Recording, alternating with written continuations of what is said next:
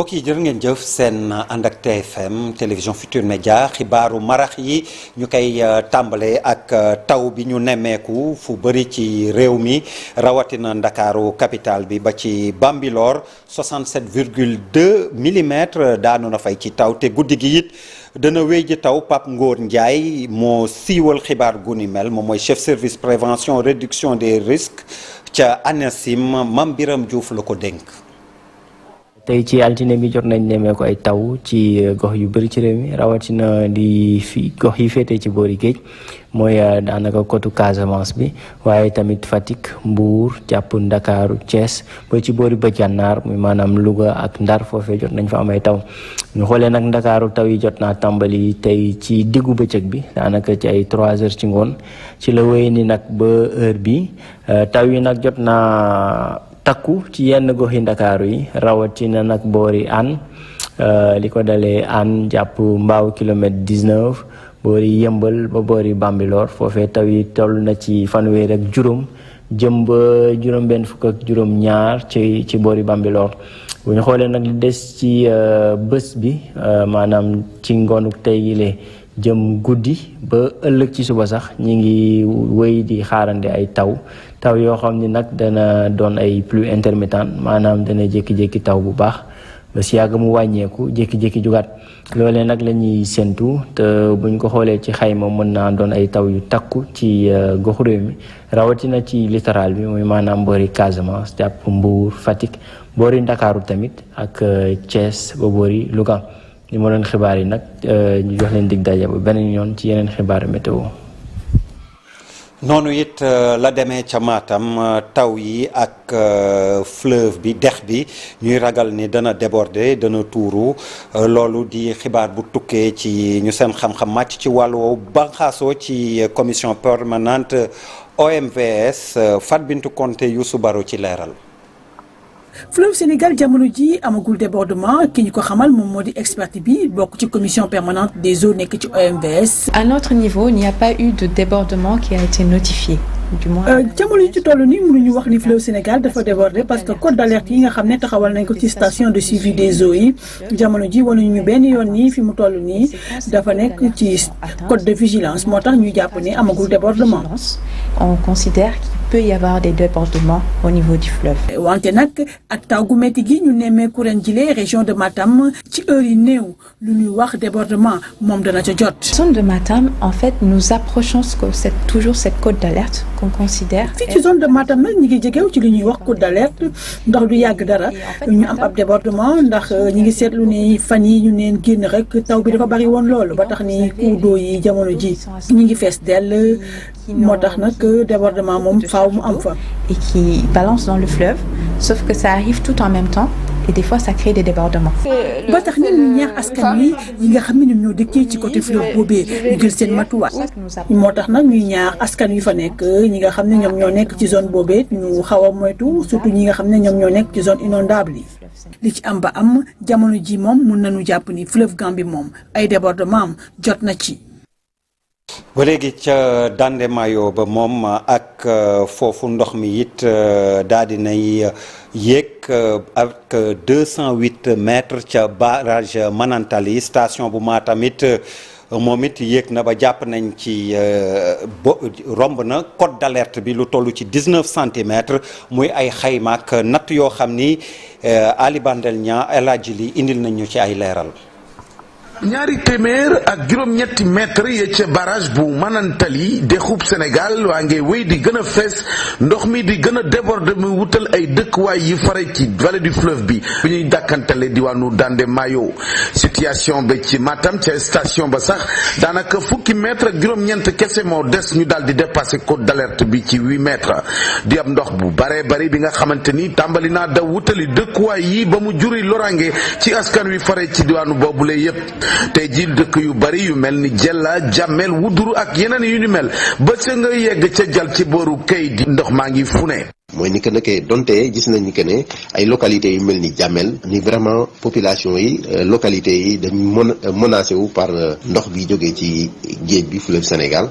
mooy menace bi nga xamante ne mun nañ ko noter par rapport à l'évolution du fleuve à Matam. Mais lu weesu loolu dama bëgg nit ñi xam ni que ne atteinte de code d'alerte à Matam du li nga xamante ne lu ñuy nakaru la wala li nga xamante ne lu warul am la lu war a am la parce que population nga ci boppam moo ko bëgg parce que am na mbay bu ñuy def mbay boobu mënuñu ko def fii le code d'alerte bi atteindre ñu ko wala ñu dépasser donc lu mel ni lu ñuy xaar la. ci dëkkub Matam mi nga xamante ni nag digue de protection biñ ko amal ñu jaarale ko Promoville mi nga xam ne tey jii mu ngi aar dëkk bi bu baax a baax naam waaye mu safaanoo lool ak li ñuy nemmeeku ci yeneen dëkk yi fare ci dandement yu nga xam ni ndox mi sax commencé naa dugg si ceeb misaal rek quartier Diamel di ab dëkk bi nekk ñetti kilomètres ci Matam ndaw dëkk ba sax ay jafe-jafe yu metti la ñuy jànkonteel ngir jote ci suuf bi ñu war a sol ci sac à terre yooyu nga xamante ni préfet bu Matam moo leen ko jébbal. syndicat national bi yëngu ci wàllu poste télécommunication daal di nañuy addu ci juunoo gi dox diggante Expresso ña fay liggéeyee ak seeni kilifa ba tax ñi ngi sàkku ñu wàccoog seen ay àq ak yelleef ba ajuma bi ñu dëgmal danañu organiser ñaxtu koo xam ni indi nañ ci leeral ci micro Cheikh Diop ak Pape Sangone Mbaye ñoo ci ànd ci reportage. liggéeykat Expresso Sénégal dellu ci li nga xam ne nag moom la ñu nekkoon tànku jàmm yi nga xam ne Yankhoba Diattara doxoon na ko ci ngir daal di ñaan njëkk lu ni mel mujjuta antu. depuis le 23 août bi passé ministre bi dafa génne woon benn communiqué si biir communiqué muy wax ni dajale woon na parti yëpp ñu waxtaan ak ñoom ba ku nekk joxoon ko sa accord accepté woon terme négociation yi nga xam moom la tegoon en place muy bu njëkk mooy direction Expresso nangu woon nañ ne lépp luy affaire licenciement dinañ ko teg ci suuf beneen bi mooy direction générale Expresso waxoon nañ ni dinañ débloquer machine ordinateur u agent yi nga xam yëpp dañoo concerné woon par ces mesures de sanction. Crédit ak jeudi commission bi jox nañ leen rendez-vous 2 fois pour ñu débloquer machine yi ñuy laam-laamee di layam-layam yi naan dañuy dem Soudan dañuy dem Dubaï balaa ñuy débloquer machine yi. loolu muy un manque de respect total bu ñu am envers nos autorités. direction générale bi nag fi mu taxawoon ba tey jugu fa télétravail bi nga xam ne nag moom la weñ loxoog liggéeykat yi la ci diiru ñaari fan lu ne mel nag ñi la jàpp ne aw scandale la. tey jii ñun ñu xëy war a liggéey si gis nga ñoom direction générale kenn ñëwul liggéey si parking baa ngi nii seen oto yi nekkuñ fi kër gaa ngi nii dañoo wàccee rideau yi dañoo wàccee tëj bunt yi kenn mënul accéder si biir loolu nag ñun dañ ko jàppee acte de sabotage parce que Expresso am na leneen lu ñu bëgg lu dul dàq ay employés. liggéeykat yi nag di sàkku ci ñi nga xam ne ñoom ñoo di autorités yi ñu daal di jël dogal ci mbir mu ni mel laata bay di wéy mbuus. loolu nag ñun duñ ko nangu ñu ngi interpeller le chef de l'État au plus haut niveau ne ko mu ñëw xool situation Expresso. jàmbur nag mun na fi ñëw am fi lu ko neex mais nii mu ko nar a amee neexul maa ngi interpeller nag sénégalais yëpp ñu bàyyi ci xel parce que seen ay njaboot ñoo fi nekk. syndicat des travailleurs yu poste ak itam télécommunication section Expresso xam ne rek ne daañu wéyal li nga xam ne nag moom moo di xeex bi bés bu ne daañu amal aw ñaxtu ci barab bile fileeg aljuma bi ñu dëkkmal. ñu dem ba Thiès ak dermatose infectieuse tabbi ca jur gi foofu di rey nag yi ba tax président maison des éleveurs sàkku ci natangoom yi ñu vacciner ñu ñaq seeni jur ndax ñu mucc ci dermatose infectieuse boobu Cheikh Anta Diop say latir ci leeral. feebar bi jóge ci jur yi def leen ay góom ay putaan am na sax ay nag yu ciy say ba ñàkk ci seen bakkan ñu ràññee ko lool ci réew mi jamono yi ba tax na sàmmkat yi ak ñi yëngu ci wàllu élevage nee nañu mbir mi de dara waralu ko lu dul sàmmkat yi dañoo sàggane bu baax ping yi nga xamante ni moom la ñu war a ping nag yi. vaccination bi bu ñu ci caakaan bu ñu ko kafe nañu vacciner seeni jur ñu gën a tranquille parce que boo vacciné wul dangay am problème. sa mbokk bi nga dëkkal aussi am problème te jur yi léegi waxuma la dara même bu ñee mangul woon ñëw fi aussi nun dañuy dem di jënd foofu ay jur di indi di jaayaat fii réew lañu boo xam ne bi li ñuy consommer ci yàpp dafa bari trop ci tabaski yi màggal yi gàmmu yi tam xarit yi yu yëpp waxtaan nañu ci ba nga xam ne jël na ci vraiment ay dispositions yu baax parce que machine bi nga xam ne même moom mooy defar vaccin yi au niveau de l'ISRA boobu tamit projet bi ma lay wax PRAPS fekkee na ba augmenter capacité production. moom sax nee na jamono yi nag li nga xamante ni moom la ñu nguur gi war a taxaw temm de moom mooy fexe ba dugal ci xeex bi ñii di vétérinaire privé yi ndax ñu dooleel bu baax sàmmkat yi. abattoir yi aussi ñuy gën a saytu foofu parce que ñoom moom li yomb tax seen affaire di neex mooy que ñoom comme dañ ci am xaalis ñoom du ñu gerew du ñu xuloo du ñu xeex bu ñu amee loo xam ne lii dañu leen koy fay diñ ciy jàpp. ab CRD spécial daañu ko amal fii ci diwaanu Thiès ci gouvernance bi Ismaïla Sow nee na loolu lépp ngir fexe nag ñu xool waxtaan seen biir fexe nag ba aaru ci jàngoro ji nga xamante ne jamono yi dugg na bu baax ci jur gi rawatina ci nag yi. bés bi ci atum 2016 dafa yemoon ak Ousmane Sonko ca lañ ko dàqoon ci fonction publique boobu ba léegi ci wàllu jaar-jaar politique ak jafe-jafe waaye it na mu ci amee yokkute jaar-jaar yooyu la ñuy jàngat ak Alassane Ba Jaafara Ba. d'abord mu bëggoon leeral li ci boppu sénégalais yi. ba muy dugg ci politique 2014 la woon muy 4 janvier 2014 ci la Pastef juddu ma bëgg a leeral sénégalais yi ne Ousmane Sonko du dañ ko dàq ci administration moo tax mu parti politique bi juddu parti politique am na ñaari at ak juróom-ñetti weer laata ñuy dàq Ousmane Sonko. moom Birame Souleye mi nga xamante ni dafa jàpp ni Ousmane Sonko injustice lañ teg ci kawam mu ngi fàttali ne moom ci boppam njiitalu Pastef pare woon na ci situation bi ni mel bi mu doon waaj a dugg ci politique. 2016 ba léegi Ousmane Sonko amu ci dara lu day ni tarfatal ay ni lu ko ci naxari wala lu ko ciy bloqué moom daal lenn moo ko ci war la woon dem ca kanamu yoon donte yoon day parparloo donte am na ci yoo xam ni dañuy jàpp ne yoon dana parparloo mais dem ba ca kanamu yoon pour wane ni yoon day jeng. Pape Malick Ndour di fàttaliku ab événement bi mu jàpp ni événement bu malheureux la waaye nag bi ñu waroon jël ndax yëngu-yëngu yi nga xamante ni moom lii tollu Pastef mu ngi ko doon def. gisoon nañu jamono boobu fu mu tolloon ci ay wax fu mu tolloon ci ay divulguer ay mbir dem ba def ko programme boo xam ne argument politique am yëpp foofu la ko tegoon te pour nga xam ko tey mooy Ousmane Sonko gën nañ ko dégg muy wax ci affaire économie gën nañ ko dégg muy wax affaire fiscalité donc da ngay xam ne kii li mu doon wax téerewu koon ci culture personnelle am mais dafa doon tiré rek ci vécu yi nga xam ne moom la doon gis. biñ ko dàqeek léegi moom Ousmane Sonko am ab ascension bi nga xamante ni ñu koy nemmeeku ci wàllu politique moom jiitul apériste bi ñaawlu nii nga xamante ni noonu la jëfee ba yegg fi mu yegg. ñu ngi fàttaliku buñ ko dàqee moom ci boobu bu mu génnee première sortie bi dafa ne de toute façon man dama doon waaj a quitter administration donc moom dafa jëloon mbiram yëpp def ko ci victimisation comme li muy def nii jamono yi et loolu man awma ci considération pour quelqu'un et je pense que bëri naa ay sénégalais yu mel ni man. maintenant d'accord nañ aussi que am na Sénégal yoo xam ne peut-être xamuñu loolu mu doon def lañ ko jàppee comme guerrier comme dara ba peut-être loolu moo def promotion politique am loolu ñoom ñoo ko xam. bu fekkoon ni pexe nit mën naa soppi dara lu dal ni tarfatal ay ni ci li nga xam ne moom la yàlla bind ci jëwu nit tey ji Ousmane Sonko kenn dut ko dugg tuddati Sénégal ndax boobu ba léegi fay nañ ay nit fay nañ jigéen fay nañ góor fay nañ presse fay nañ lu ne fay nañ ay experts lu ne def nañ ko jël nañ ay nit dugal leen ci palais lu ne def nañ ko fay nañ ay sëriñ pour wàcce daraja Ousmane Sonko pour toroxal ko pour niilal ko. ñaar fukki fan ak juróom-ñeent la woon ci weeru août 2016 président Macky Sall xaatimoon décret bi nga xamante ni moom mooy révoquer Ousmane Sonko ngir manquement obligation bi mu waroon am ngir mën a am discrétion professionnelle mi nga xamante ni article 14 bu loi numéro 6133 bu 15 janvier 1961 moom moo ko doon digal ñi nga xamante ni ñoom ñoo nekk ci administration bu Sénégal. El Malick Ndiaye moom bokk ci Pastef daal dinay indi xayma ci bilan élection législative yi ñu jógee waaye it feddal ni Ousmane Sonko mooy doon seen candidat 2024. tey dañ fi daje woon doon càmbar élection yi nga xam ne génn nañ ci muy élection législative yi mu nekkoon élection yu am solo. ngir ñu waxtaanee ko def ci suñu jàngat waaye waajal surtout fi ñu dëjmal mooy élection présidentielle 2024. xam nga 2024 c'est maintenant comme ni ñu koy waxee moo tax instant yi focus bi ci 2024 rek lañ ko teg action bu ñu mën di poser mooy pour gagner 2024 dès le premier tour parce que xam nañ ne c'est à notre portée. 2016 ba léegi ña ngay wër lan lañ mën a teg ci ndodd Ousmane Sonko def nañ ko salafiste def nañ ko wahhabite def nañ ko rebelle def nañ ko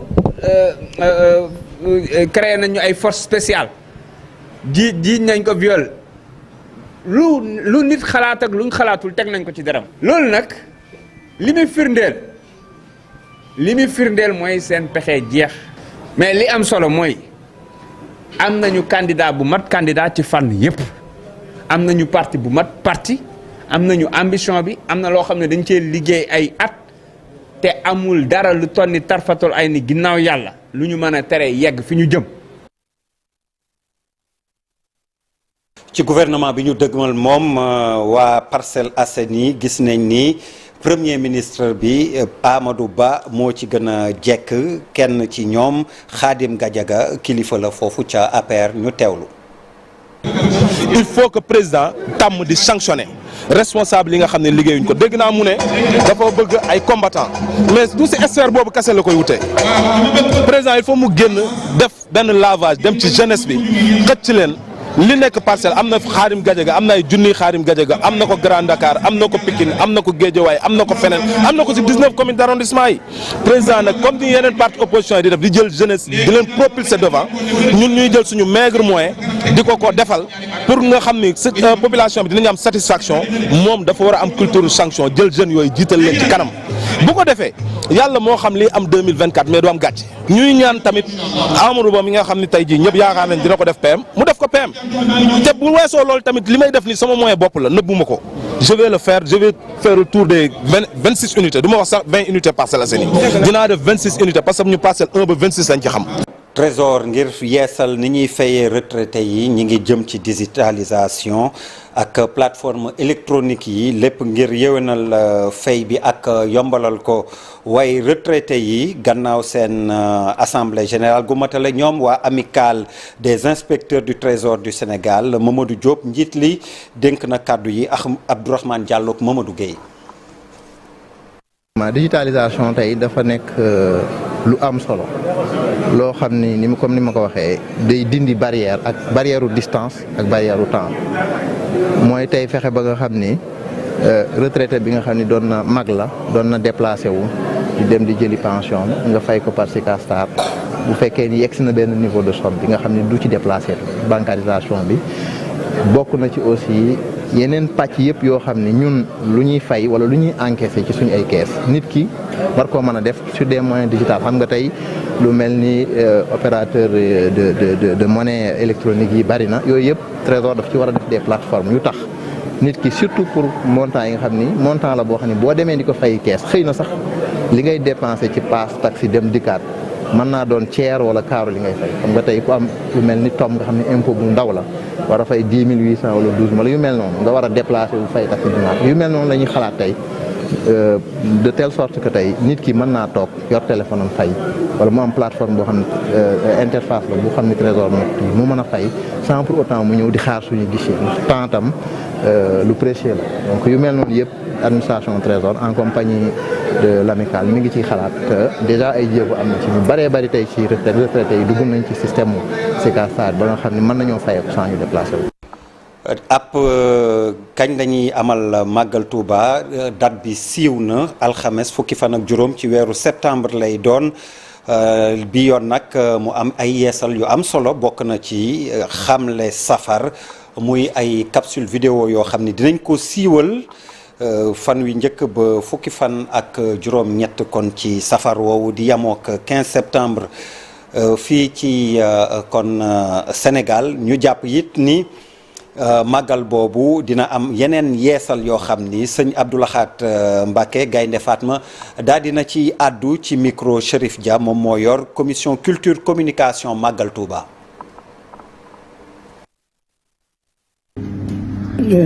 lii di comité d'organisation bu Grand Magal de Touba jaarale ko ci commission culture ak communication génne na ay vidéo yoo xamante ne bii ay vidéo 30 secondes lay doon ñu tudde ko xamle màggal liñ ci def rek mooy di ci indi ay bayit yoo xam ne bayiti sëriñ bi la yoo xam ne da ci leeral lu jëm ci màggal Touba gi di ci leeral li nga xamante ne bii aussi suñu borom baaxee na ko ci biir tukki bi loolu lépp nag ñu jublu ci rek taalibe yi bu ñuy dikk gën a xam li nga xam ne moom moo leen yëkkati moo tax li ko dale ci premier safar ba 18 safar bis bu set danañ ci génne bayit boo xam ne bu bees lay doon leeral ko ci anam boobu